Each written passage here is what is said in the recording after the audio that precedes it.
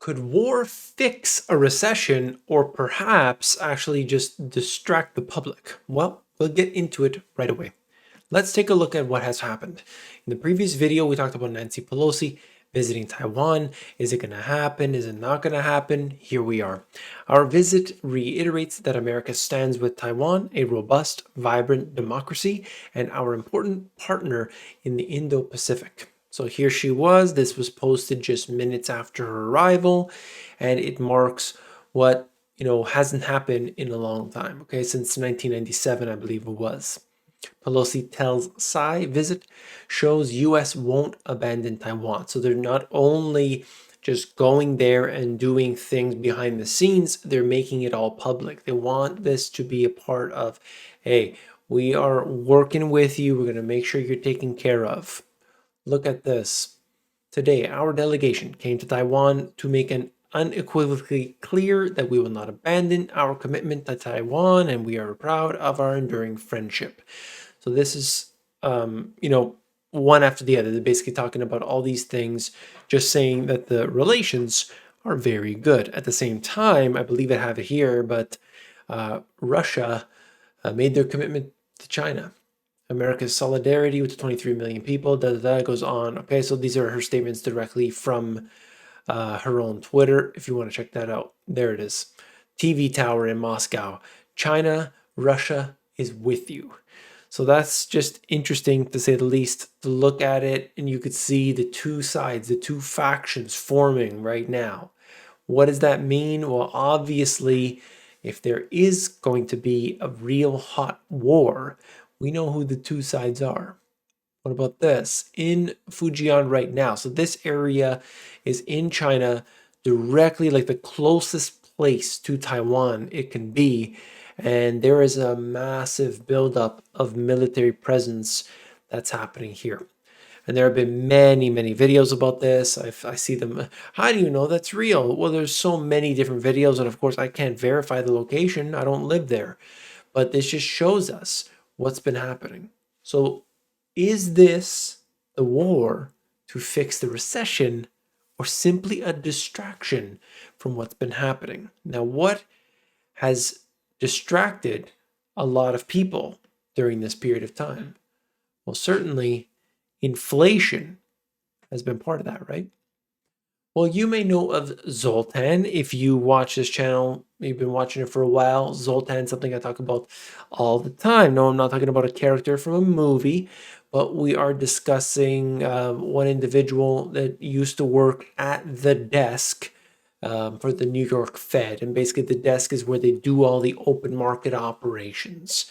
And that's when they're doing, the money printing, the buying of this and that.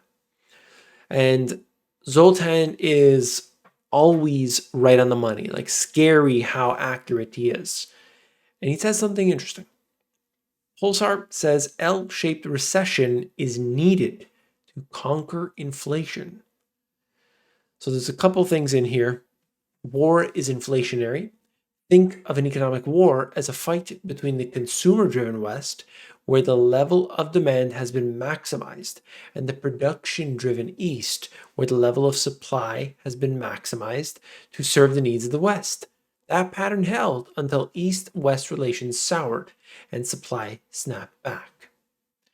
And he gets into a couple more things. Interest rates may be kept high for a while to ensure that rate cuts won't cause an economic rebound, an L and not V, which may trigger a renewed bout of inflation. The risks are such that Powell will try his very best to curb inflation, even at the cost of a depression and not getting reappointed.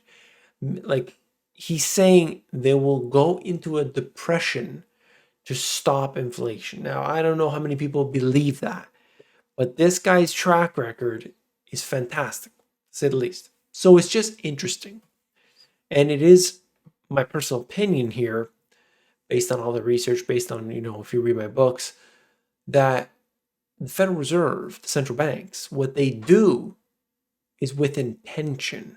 You think, well, they're trying to save the economy, or they're trying to save the stocks because they own all the stocks. That's up to you. You remember the peak of the market coincided with some of these guys from the Fed forcefully being told to sell off so many of their shares. You remember that? Right at the peak of the market. Okay, now we have people from the Fed themselves. Oh, there's going to be a Fed pivot. Where did that happen?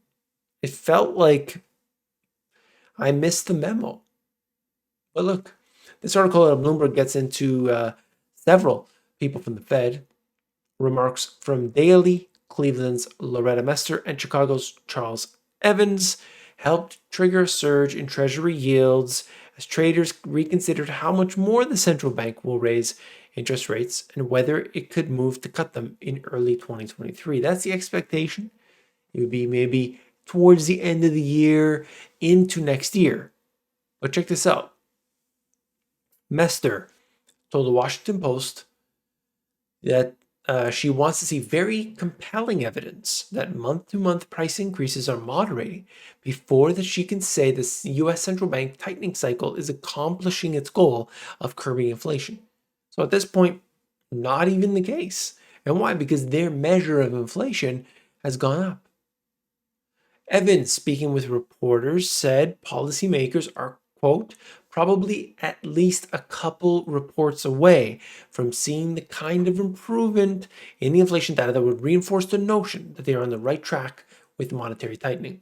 Nothing about pivoting and going to start decreasing interest rates. Not at all. Absolutely not at all. There were others in here. What about this? Daly said, I am really looking to see what the data tells us, if we can downshift a little bit at the pace of the rate hikes, or if we need to continue. And it goes on and on. Okay.